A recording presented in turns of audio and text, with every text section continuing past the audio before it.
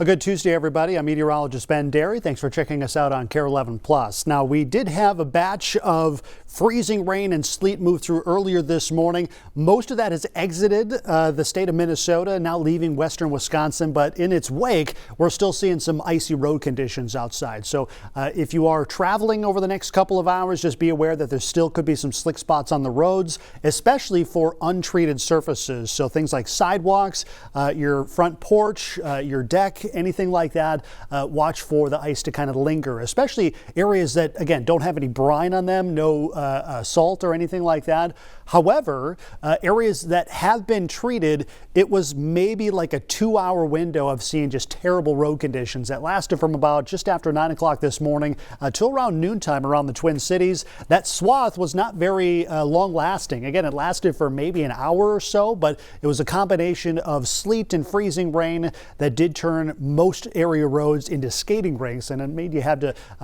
bust out that scraper for your car window as well. Let's zoom in a little closer. You can see the back edge of this is now exiting southeastern Minnesota. The worst travel conditions are just on the tail end of that precip falling. So again, just imagine that ice falling from the sky, freezing on area roads, and it takes a little bit of time for those road salts to do their magic to clear the icy conditions. So from the Twin Cities further north and west, we're seeing improving road conditions. Roads for the evening commute are primarily just going to be wet, but areas in southeastern Minnesota, it's going to linger a little bit longer. So the winter weather advisory expires for the Twin Cities around 1 o'clock today, but it will continue for areas in southeast Minnesota from Rochester through the La Crosse area until 3 p.m. today. It's that lingering aftermath of sleet and freezing rain creating some icy roads. Let's talk about exactly what caused this, because originally in the forecast it looked like it was going to be mostly snow, maybe a little bit of sleet, but what happened was we had that freezing rain that caused that the icy conditions. So what we're looking at is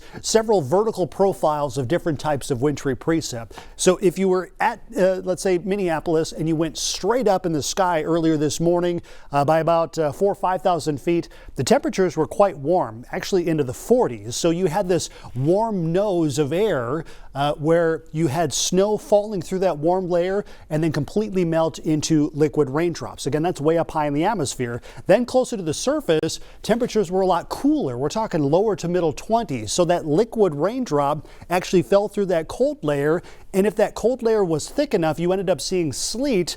But if you had just this very narrow corridor of cold air near the ground, that liquid water would actually drop below the freezing mark. So you have super cooled rain droplets. And as soon as they get agitated, as soon as they hit a surface like a road or a street sign or your car, anything like that, it immediately turns to ice. That's the black ice that we saw earlier today. That's why we saw really troubling road conditions. So instead of that sleet and snow, we ended up seeing more of the freezing rain. Good news is that precip has exited the area. With some afternoon sunshine, we will continue to see improving road conditions, mainly just wet roads, especially roads that have been treated, and we don't expect any additional precip to fall through the rest of the day. Heading into Wednesday, sunshine, but it is going to be a whole lot colder as we head into Wednesday afternoon. Today we're in the mid-30s for highs. Tomorrow, temps might have a tough time getting to 20 degrees. Despite that, do expect a good amount of sunshine. Now, areas in far southwestern Minnesota,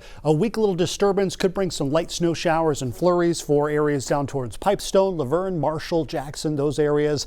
Maybe some light accumulation there. That could continue across the Minnesota-Iowa border. We will stay dry here in the Twin Cities. Increasing clouds for Thursday, and this is in response to warmer temperatures returning to the forecast. So once we get beyond this afternoon, the big weather story is actually going to be the up and down temperatures forecast through the rest of the week. So improving road conditions by the evening commute. I don't think we're going to see a whole lot of issues later in the day today.